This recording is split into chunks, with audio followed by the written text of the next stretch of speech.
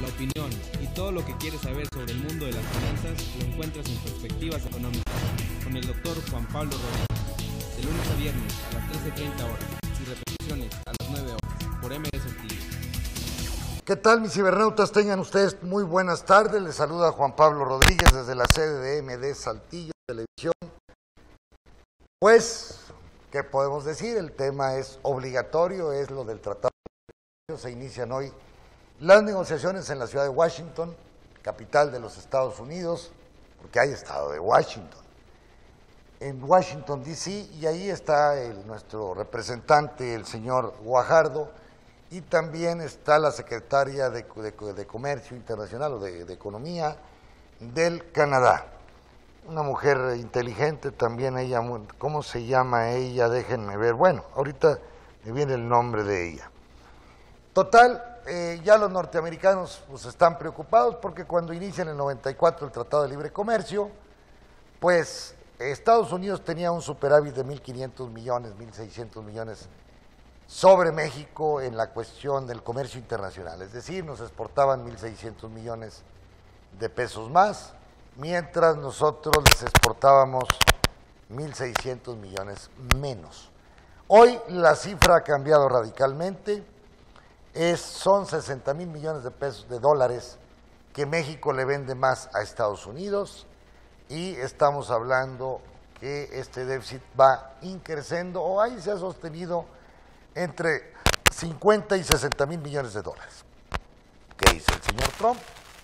El que haya un superávit de la balanza de pagos por parte de México, pues implica desempleo en ciertas áreas, sobre todo en la manufactura y en las empresas exportadoras de automóviles, por ejemplo, como es el caso, ciudades que de repente eran pequeñas ciudades como Saltillo, ciudades tradicionales como Puebla, Toluca, Guanajuato, que era una entidad minera, agrícola minera, o Aguascalientes, que también era comercial, pues hoy son emporios automotrices. Pero ¿quién lo provoca? Obviamente es las grandes empresas transnacionales que viendo la internacionalización del capital y viendo ya la globalización en su conjunto, deciden trasladar sus procesos de producción, empiezan con las maquiladoras en los años 60, con las Twins Enterprises, entre la frontera de México y Estados Unidos, pero antes de esto fue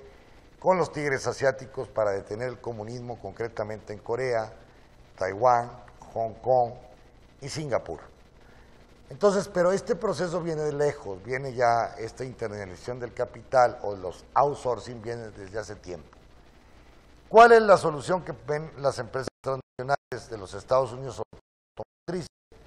A partir de 1994, que ya las altas productividades alcanzadas por Japón, Alemania, Europa, concretamente Francia con Peugeot y Renault, pues comienzan a ser grandes competidores con respecto a la industria automotriz de los Estados Unidos y la Fiat, por ejemplo, de Italia.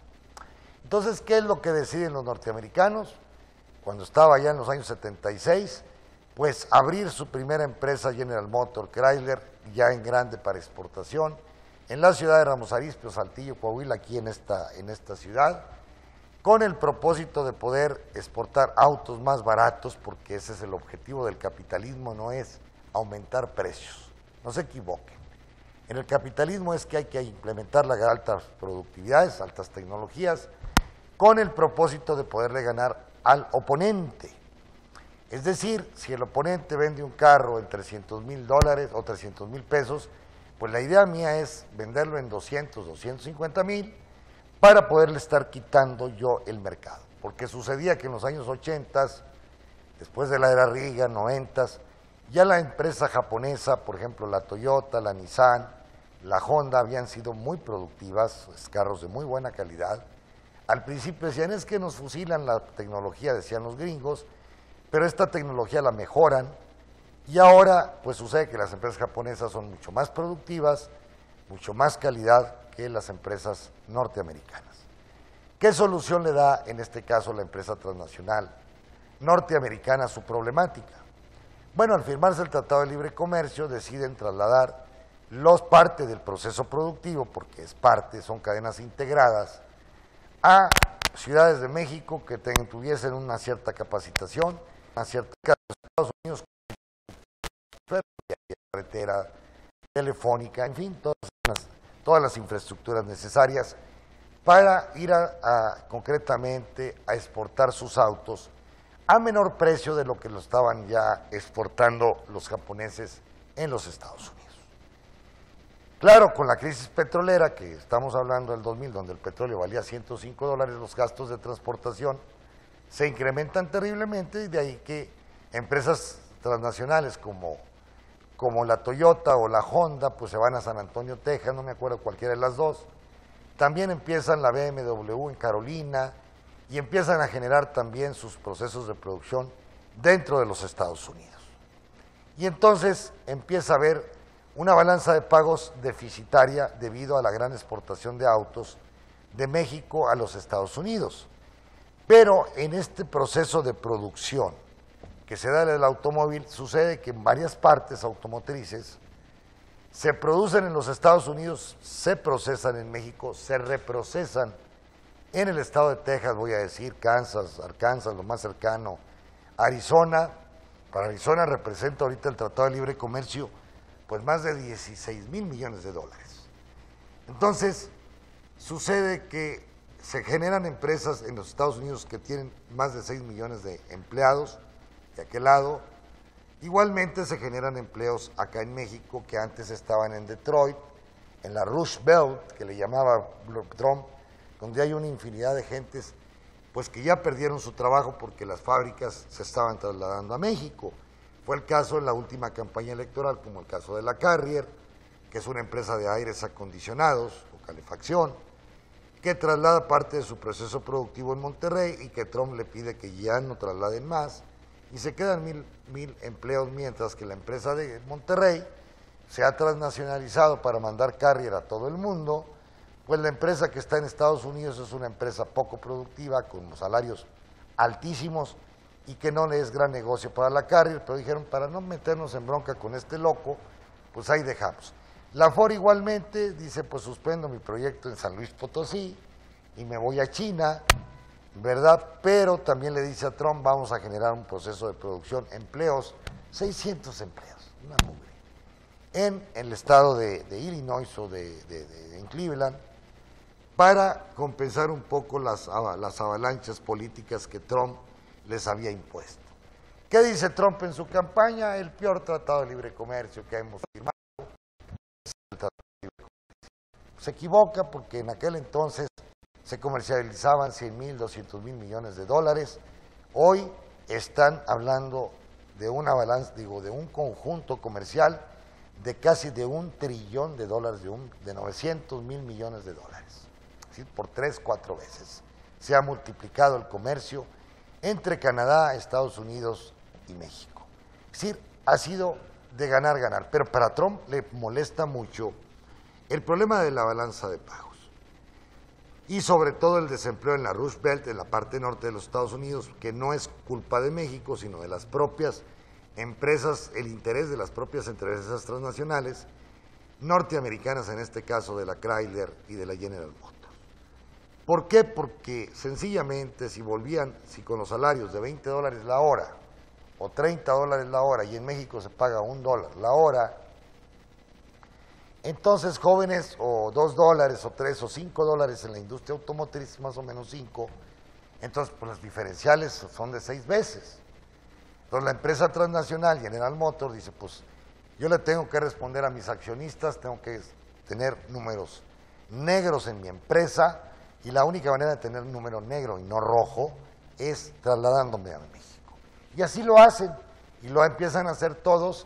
Hoy tenemos Toyota, Honda, tenemos BMW, la Kia, que acaba de instalarse en Monterrey, la Ford, la Chrysler, la Fiat aquí en Derramadero, en Saltillo, y entonces empezamos a ver a México como un gran país exportador de autos, de 3 millones de autos, más de lo que se consume internamente, más de 2, 3 veces de lo que consumen, y autos que normalmente el 80% van al mercado norteamericano.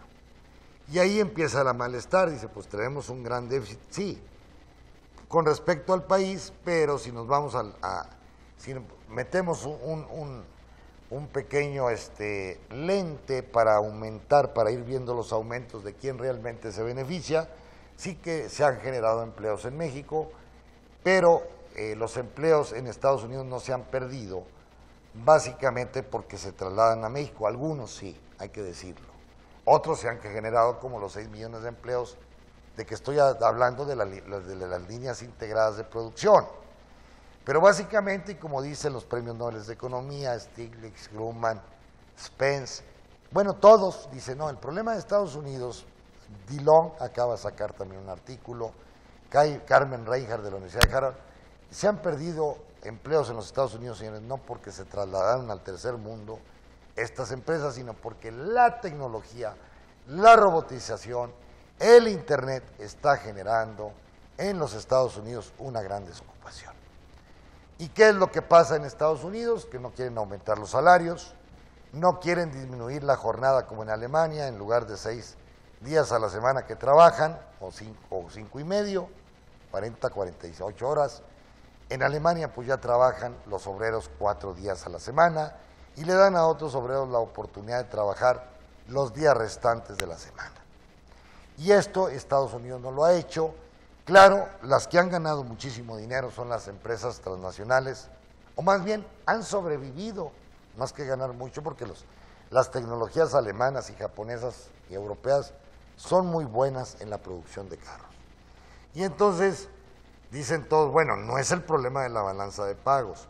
La balanza de pagos se debe a que nuestras mismas empresas gringas que instalan en México exportan de México a Estados Unidos y aparece en las cuentas nacionales de México, obviamente.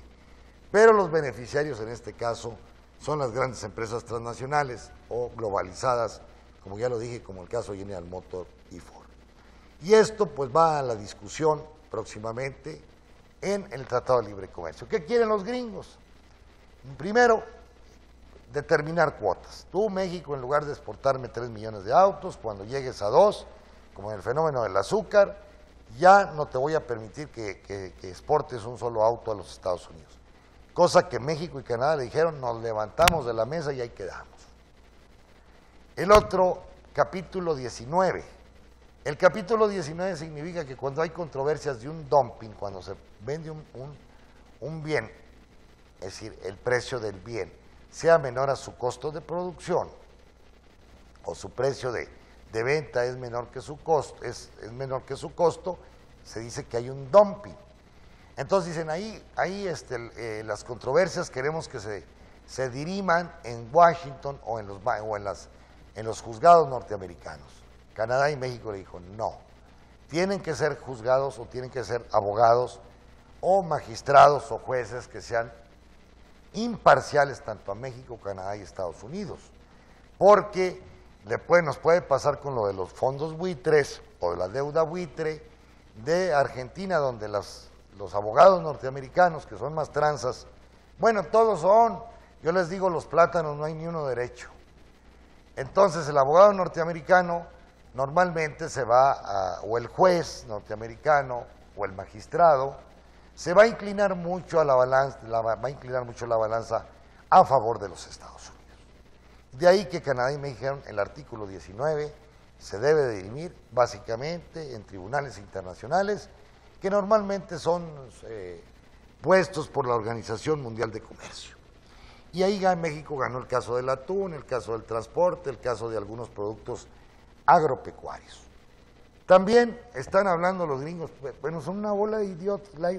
Está Light Dicer, es un abogado que siempre ha estado a favor de la gran empresa transnacional en contra de los gringos, pues ahora lo nombraron también en la negociación junto con Rose para ver lo del Tratado de Libre Comercio. Donde se la van a topar es con la cuestión agrícola, porque México tiene un gran déficit con respecto al sector agrícola de los Estados Unidos y un gran déficit con respecto al sector servicios, bancario, computación, comercio, donde los gringos, pues ustedes ven aquí, que tienen una gran cantidad de tiendas como Home Depot, como Lowe's, como H-E-B en la parte norte, son parte del sector comercio y ahí es donde Estados Unidos nos gana. Pero en el conjunto de la balanza comercial, pues nosotros tenemos un superávit de 60,000 millones. Entonces dicen los teóricos norteamericanos, también parece que el maestro de Harvard, el maestro emérito de Harvard, que es de ultraderecha, dijo, el problema con México no es un problema, la balanza de pago no se viene por problemas bueno, es de costo, pero él dice es que Estados Unidos está gastando más de lo que ahorra. Pues sí, emitieron 4 trillones de dólares durante esta gran recesión, esta gran crisis del 2010, y los ahorros en Estados Unidos son inferiores a lo que están comprando. Entonces Estados Unidos está viviendo del ahorro externo, básicamente los chinos que compran bonos, México que compra bonos, y ese dinero va y circula en Estados Unidos y la gente pues sigue comprando. Y esto se complica en últimas fechas, no en esta semana o la pasada, en los últimos 3-4 meses, donde el dólar se refuerza en valor, es decir, vale más con respecto al peso mexicano, y automáticamente las exportaciones norteamericanas pierden competitividad. Cuando el peso se devalúa, lo hemos dicho aquí, cuando una moneda se devalúa, decía la maestra Joan Robinson, pues normalmente el país afectado es el país vecino, porque le vamos a comprar menos porque es más caro y nos va a comprar más porque es más barato en México. Y vemos ya los flujos de turismo que son excepcionales, aparte del flujo de los migrantes y de la droga. Si les encanta consumir droga en Estados Unidos, 30, 40 mil o 50 mil millones o 100 mil millones de dólares, y mucha de esta cantidad de dinero está en México y se lava aquí, como ya pasó el caso del fenómeno que pasó en Guadalajara con un personaje que lavaba dinero, pero así como él hay varios cárteles y todos hacen lo mismo. Entonces, el déficit sigue existiendo. ¿Cuál es la propuesta de México? Bueno, pues hagamos un tratado de libre comercio donde todos ganemos, donde Estados Unidos también pueda recuperarse y recuperando su déficit. ¿Cuál es la propuesta básica que yo lo había comentado aquí de Trump? ¿Cómo reducir ese déficit? Estados Unidos le dice a México, tienes que subir los salarios.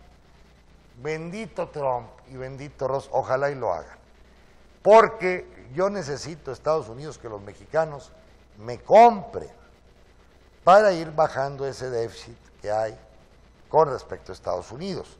Con la crisis petrolera provocada por los neoliberales, desde Salinas de Gortari hasta ahora, este señor que se dice presidente, entre comillas, Peña Nieto, han venido destruyendo la industria energética mexicana, petrolera y la Comisión Federal, y ahora estamos empezando a importar grandes cantidades de gas y de gasolina, más del 50% de lo que se consume en México, de los Estados Unidos. Y esto pues tiene muy contento a los petroleros de Texas, de Kansas, o más bien de Oklahoma, y ya están haciendo oleoductos que van hasta Sonora, que van a Monterrey, que vienen acá al norte de México y al centro de México. Entonces ya empieza a ser una balanza de pago superavitaria del petróleo por parte de los Estados Unidos. Porque bueno, aquí los neoliberales, chicos del ITAM y TEC, se encargaron de partirle su madre a Pemex con el propósito supuestamente de dejarle a las empresas transnacionales que exploten nuestro petróleo, que probablemente resulte en mediano plazo, pero que en este momento nos está costando ya una gran cantidad de gas y de gasolina de importación de los Estados Unidos. Entonces, ¿cuál es la propuesta del señor Trump? Las cuotas, una, el artículo 19.2, la cuestión del salario, que a mí me parece muy interesante este fenómeno, porque van a la reforma laboral. Cuando se inicia el Tratado de Libre Comercio, el salario en México era 5 veces menor que el de los Estados Unidos. Ahorita, en promedio, el salario mexicano es 12 veces menor que el de los Estados Unidos. Estamos a niveles de Honduras, de Haití, y esto ha sido una política fijada por los del ITAM y los del TEC allá en Política Económica Nacional, en donde había que deprimir el salario para ser competitivos a nivel mundial y hacerle caso a las empresas transnacionales.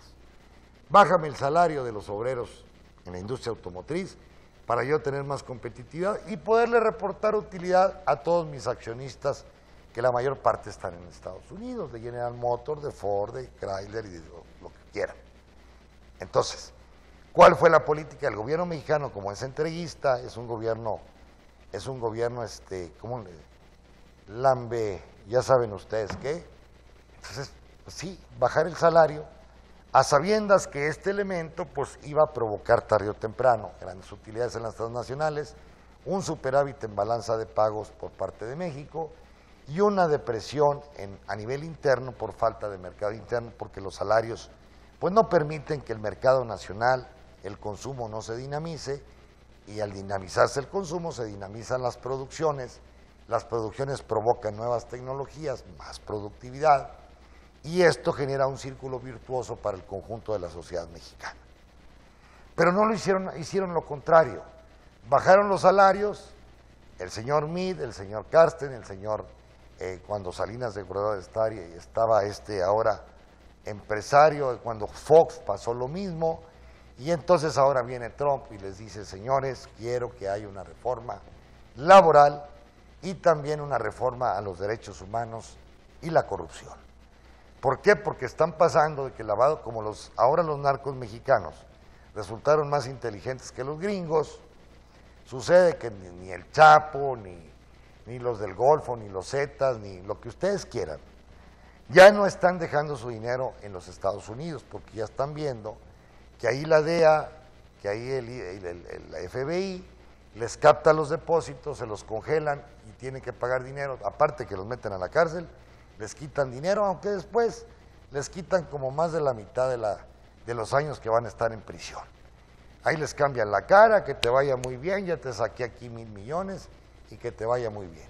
Sucede que ahora los capos mexicanos son más inteligentes, los que andan en la cuestión del narco, le prefieren lavar el dinero aquí en México, como está sucediendo con el fenómeno de Guadalajara, pues hacer empresas grandes, modernas, construcciones modernas, que están impactando ciertamente a que la economía mexicana no iba a crecer el 1.6, pues va a crecer el 2.2, 2.3% este año. Y entonces, también eso de las remesas, que 26,000 millones, ¿quién me dice a mí que no?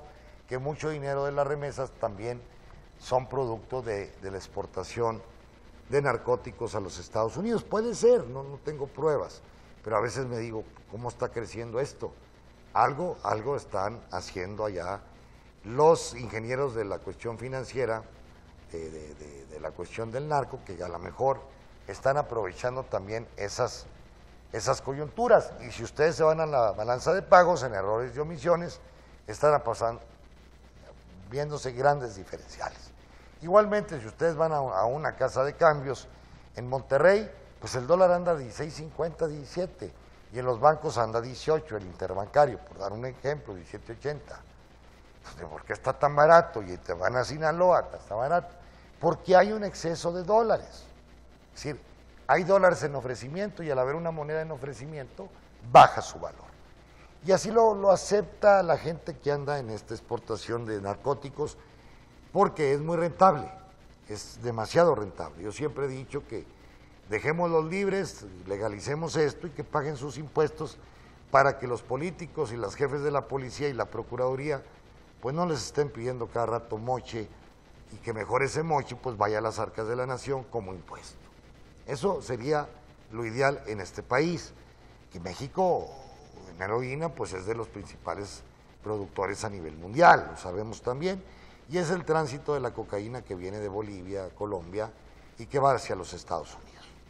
Entonces, todo el mundo lo sabe porque hasta las series de televisión andan de moda, lo del Chema, lo del Chapo, lo de todo, la Reina del Sur, bueno, ya abundan series de televisión con respecto a toda esta problemática. Entonces, el otro elemento que decía yo, los derechos humanos, ahora ya se abrió lo de Tlahtaya, para que no se quejen allá los gringos, donde pues sí hubo unos asesinatos por parte, según dicen, no tengo pruebas, de algunos miembros del ejército, pero bueno, que se va a investigar lo de los Ayotzinapa, lo de los desaparecidos en Piedras Negras, en fin, está el país lleno de fosas de cadáveres, que muchas veces son daños colaterales del propio narcotráfico y otras veces son problemas de rencillas internas dentro de las grandes mafias. Entonces, el Tratado de Libre Comercio pues va a estar ahí, va a estar discutiéndose ese problema de la gran cantidad de dinero que está fluyendo hacia México por medio del narcotráfico, del crimen organizado en general. Los migrantes también se les cobra por mandar migrantes a Estados Unidos, que por cierto los necesitan, la población no crece ya en Estados Unidos, ya no hay quien recoja las cosechas, quien pode las parras del hijo de Trump, ya no saben quién va a recoger los tomates de California o de Miami, es un broncón que hay ahorita en Estados Unidos. Entonces, el problema del narco, como el problema de la migración, es un problema no humano, es un problema económico. Tienen que entender todos que es un problema económico. El primer mundo, cada día las señoras quieren un perrito o 2 perritos, ya no quieren bebés, ya no quieren tener problemas. Aunque en su vejez, pues ahí la hallarán porque van a estar solos permanentemente. Entonces, Estados Unidos mete la pierna, dice, en la cuestión agrícola. Pues yo no sé qué tenga que hablar de la cuestión agrícola, que ahí el que tiene que hablar es México, porque México importa a Estados Unidos, pues no sé, 16, 20 millones de toneladas de granos. Imagínense que empiecen a joder a México por medio de este señor Lighthizer y que empiece a decir, vamos a poner cuotas. No, espérate.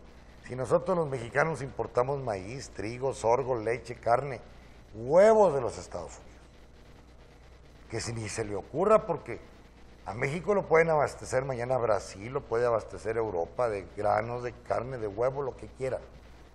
Ahí es donde tienen miedo los agricultores de Estados Unidos de que Lighthizer y el idiota de Trump empiezan a intervenir. Espérate, ni le muevas al sector agrícola, porque si alguien nos compra, son segundo país o primer país a nivel mundial, es México.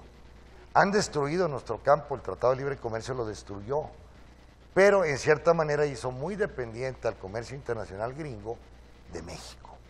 Y ahí es donde México va a meter el acelerador, les dice, ustedes me joden por la cosa de las manufacturas que están jodiendo realmente a las grandes empresas transnacionales gringas, pues yo me los jodo por el lado de la agricultura.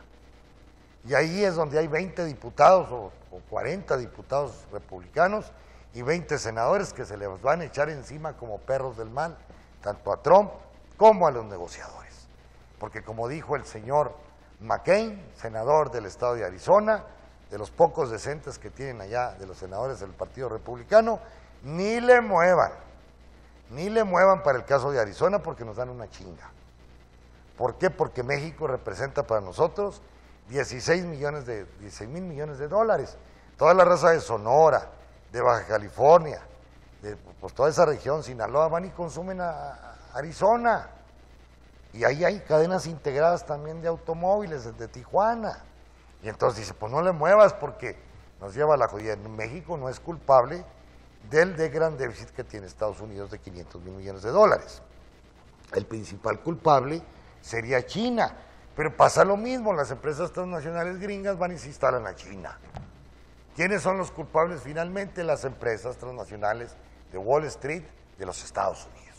Ellos, sobre de ellos. Entonces, va a haber una gran discusión todos estos 2-3 meses. Quieren que antes de las elecciones en México, en enero o febrero, se logre firmar esto. El problema para nosotros, los mexicanos y canadienses, es que el señor Trump ha sufrido una bola de derrotas, puras pendejadas. ¿Qué es lo del muro que está haciendo ahí 10 kilómetros? ¿Qué es lo del problema del Obamacare? Le dieron hasta por abajo. Fue una burla. ¿Qué es lo de la reforma fiscal? Ya le prohibieron el impuesto fronterizo, el IVA fronterizo, y ahora a Trump pues, no le queda más que lo del Tratado de Libre Comercio. Ya suspendió el Tratado de Libre Comercio con el Pacífico y ahora le corresponde a México. Entonces, aquí el problema es para él. Quiere sacar una victoria. La última estupidez que hubo los movimientos en Virginia. Matan a un joven allá, una muchacha de 32 años, un agente del Ku Klux Klan, y ya les echa la bronca, no solamente a los del Ku Klux Klan, sino también del otro lado. Y entonces la raza está muy ofendida con Trump. El fenómeno de Rusia, donde lo están investigando a él y a su familia, que tiene negocios con Rusia, y que Putin lo ayudó a ser presidente de la República, pues eso está generando un ruido terrible que quieren aplicar el impeachment en el caso del gobierno de los Estados Unidos. Y entonces, ¿qué nos queda? Dice, me queda el Tratado de Libre Comercio, a ver cómo me jodo a los mexicanos y a canadienses para decirle al pueblo norteamericano que por fin tuvimos un triunfo con el Tratado de Libre Comercio. El problema es que un triunfo sobre México y Canadá, que a lo mejor se retiran de la mesa de negociaciones, es una derrota para todas sus grandes empresas transnacionales que operan en este país. Y bueno, en el caso de que no haya Tratado de Libre Comercio, hay que decirlo, pues nos acatamos a las leyes que rigen la Organización Mundial de Comercio. Si un carro en este momento no se exporta, no se le cobra dinero por importarlo a Estados Unidos, pues se le cobraría el 2-3%, pero nosotros tendríamos el derecho, como somos país del tercer mundo, de imponer tarifas arancelarias del 100% al trigo, al maíz, a la leche y a la carne. Y estos productos, Ucrania, Rusia, China, Argentina, Brasil, Uruguay, Chile se están pelando, diciendo, ojalá y se retiren los mexicanos para nosotros exportarle a México trigo. Si importamos 10 millones de toneladas de maíz, 4 o 5 millones de toneladas de trigo, soya, cártamo, todo. Entonces, ahí es donde viene el nuevo gobierno de López Obrador, pues tiene que poner atención en la cuestión agrícola, cómo subsidiar al campo, cómo impulsarlo con créditos, con tecnologías, para no estar dependiendo tanto de los norteamericanos. Si bien ahorita el campo está aportando 26 mil millones de dólares, es debido a que estamos exportando aguacate, tequila, nuez, carne, pero no los básicos, los granos básicos fundamentales. Ha venido el campo mexicano a modernizarse con una mano de obra barata con respecto a Estados Unidos, entonces muchos de ellos prefieren estarle comprando a México tomates, a los de Sinaloa, por ejemplo, o nueces con nosotros, que son más baratas que en Estados Unidos, o aguacates. Y entonces estos productos nos han provocado un superávit ya en la actividad agrícola con respecto a los Estados Unidos. Ellos nos exportan granos, nosotros frutas, verduras y tequila. Les encanta a los gringos agarrar el pomo y se vuelven locos con el tequila y el mezcal, que ahorita comienza a estar de moda. De ahí que, bueno, las negociaciones, ¿cuáles son los 7 puntos? Aquí está en el Financiero, están estos 7 puntos, se los recomiendo, léanlos, para que van a ser tratados en el Tratado de Libre Comercio. Otra noticia importante, pues jóvenes, sería lo del petróleo, que Estados Unidos, volvemos al caso, el shale gas o el esquisto, es decir, gas y petróleo obtenido de las lutitas, pues ya llega a 6 millones de barriles diarios. Mientras la OPEP ha reducido su producción de petróleo, las altas tecnologías desarrolladas por los gringos en Texas, Oklahoma, Nuevo México, Pensilvania y Dakota han provocado que la cantidad de petróleo producido por el shale gas se esté incrementando terriblemente. Esto obviamente está provocando que el precio del West Texas esté disminuyendo. Igualmente el caso por ejemplo, del petróleo del Mar del Norte, pero es debido a los norteamericanos, no a la OPEP. La OPEP ahí nunca va a poder subir arriba de 55 o 60 dólares el barril, porque sencillamente los norteamericanos están produciendo mucho petróleo, ya llegaron casi a nivel de Rusia, 9-10 millones de barriles diarios, y esto está provocando que el petróleo hoy va bajando el 1.51 a 46 dólares el crudo, 50 el Brent, la gasolina bajando el 1.60, claro, aquí el gobierno no la baja, cuando baja el dólar, y baja la gasolina para que bajaran el precio de la gasolina en México, pero no, el IEPS o el impuesto a la gasolina está sirviendo como base para la recaudación que quiere hacer el próximo candidato del señor Mir, otro neoliberal. Le vale madre que el pueblo mexicano pague gasolinas altas, que paguen cocas con sobreimpuesto, que paguen los famosos impuestos especiales para producción y servicios. Y ahí entra la gasolina, que debido a que el gobierno mexicano no tiene suficiente entrada, no le cobra lo suficiente con tasa cero a Lala, a Bimbo, que hay que quitarla la tasa cero. A los ricos casi no pagan impuesto. Y entonces no pueden aumentar el IVA, que es lo que inventaron los IEPS. que equivale al IVA, indirectamente, porque es un impuesto directo, regresivo, se lo meten al pueblo mexicano. Y entonces, pues no pueden bajar esos impuestos el gobierno porque no tiene dinero. De ahí que la deuda ya represente cerca del 50% del Producto Interno Bruto.